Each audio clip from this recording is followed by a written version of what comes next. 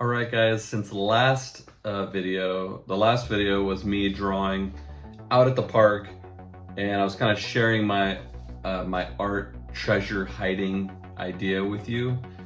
And by the way, I gotta find a better name for that because art treasure hiding idea is lame.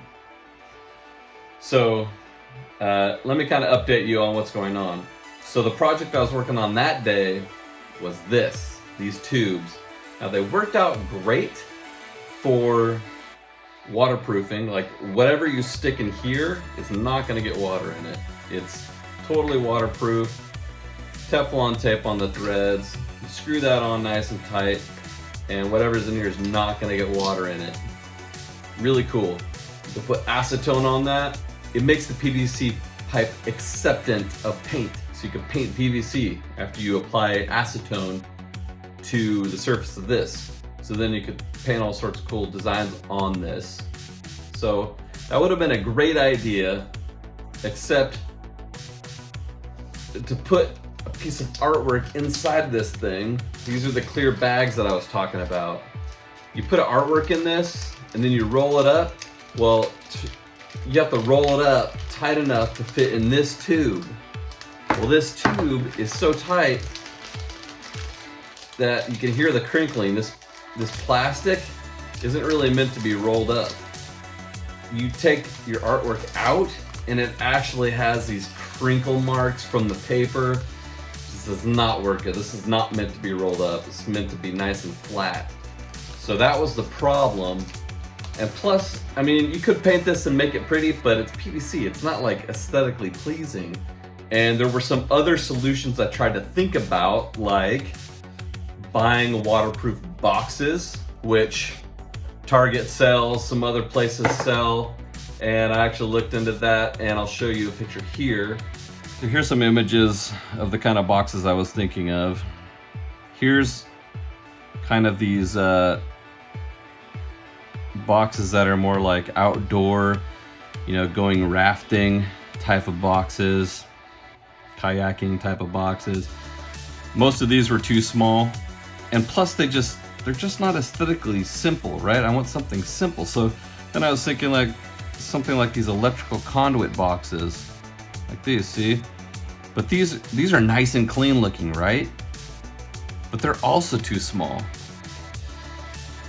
And if you get large enough, some of these are just too dang expensive and too heavy. Yeah, I found some of these. These look like a bin you would store something in your garage with. This is actually the one I bought. Those were great and all. They were functional, but they just look like a bin that you would store in your basement. Like, it's not cool looking at all, and not cool. Wasn't gonna work. So then I thought, oh, maybe. Then I just started researching different kind of waterproof boxes, whatever I could find. There's a lot of electrical conduit kind of boxes that popped up, and some of those were actually really cool looking. But the ones I found that were cool and had like a clear plexiglass top were just like too small. And then the ones I could find that were large enough didn't have the cool see-through top, but were like made of steel and like $200 and were probably super heavy. And that's not gonna work if I'm gonna trek this into nature and hide it somewhere. So after looking into it for quite some time, I just thought, you know what? Maybe I can make one.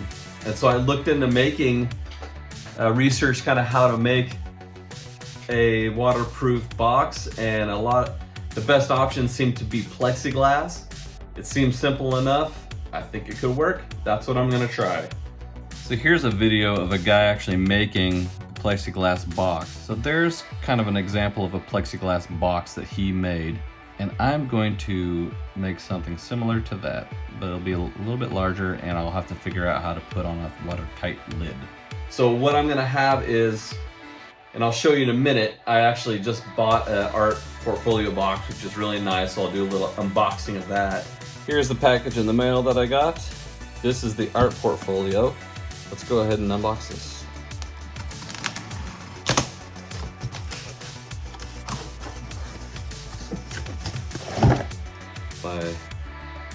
my archival methods.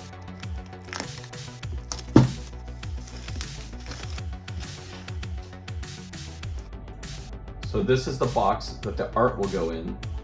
And then this portfolio box will go inside the plexiglass box.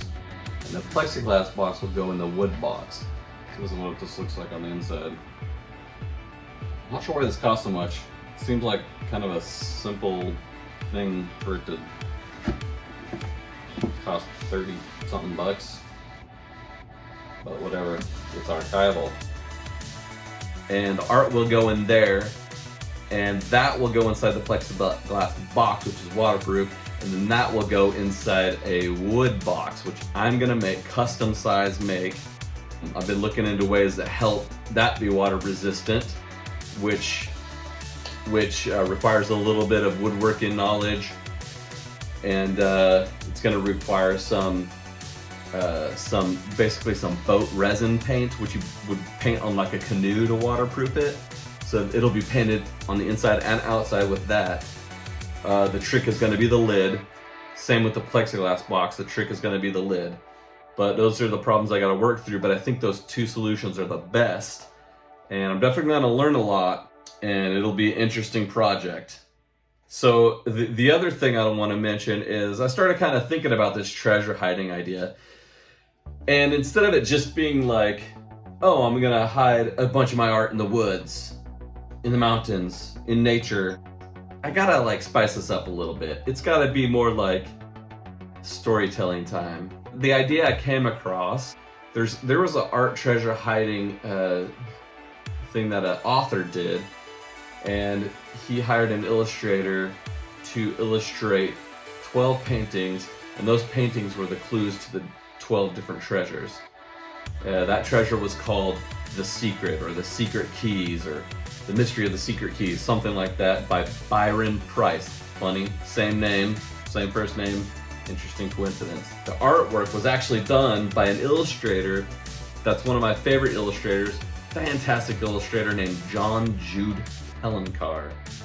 And his images were fantastic for this treasure. I just love eating up the imagery, and just the idea of putting the clues in the painting just like really gets me going imaginatively, and I'm like chomping at the bit. I've actually already drawn one of the images and kind of laid out that composition, but the thing is about doing this kind of treasure is that I can't show you any progress I'm making on any of these paintings because they are the clues, and giving you a head start on the clues kind of, yeah. What I'm gonna probably do is I'm either going to like publish a print-on-demand book or something with all the images in it, or release them somehow all at once, like online.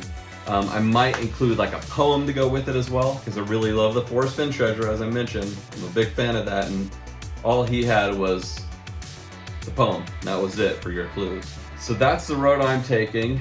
So I will try to include as much content in my videos as I possibly can that involve the treasure without giving hints away or showing art that's gonna be vital to clue finding. There are some other things that I've been desiring to put in this treasure as well, because I don't want to do just like flat 2D art, which is awesome, it's my thing, right? But I've been looking into, like, if you're going out to find a treasure, you want to find like trinkets, right? So I think it'd be really cool to carve something.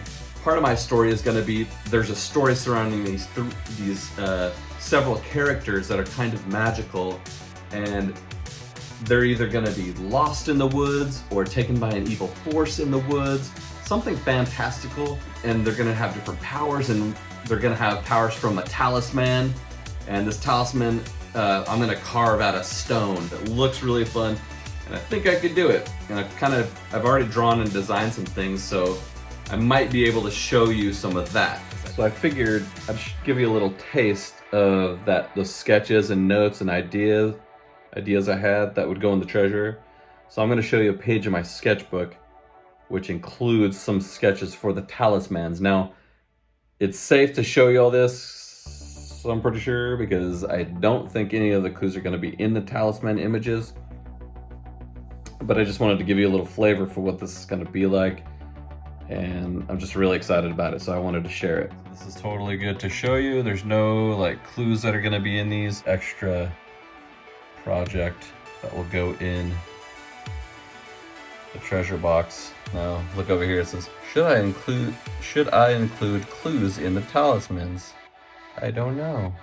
I'm probably also going to have figurines, wood carved figurines of each of the characters. Each of the clue paintings are going to incorporate one of those characters. Also, and I love this idea, whoever finds a treasure, in the treasure will also be all my brainstorming, all my sketching, and I've just been thinking about how cool it would be if you found the treasure and this is the thing you've been looking for forever, and like you're trying to figure out the clues, and you finally get to the end and you open this treasure box and there's a folder with all the sketches and all the brainstorming.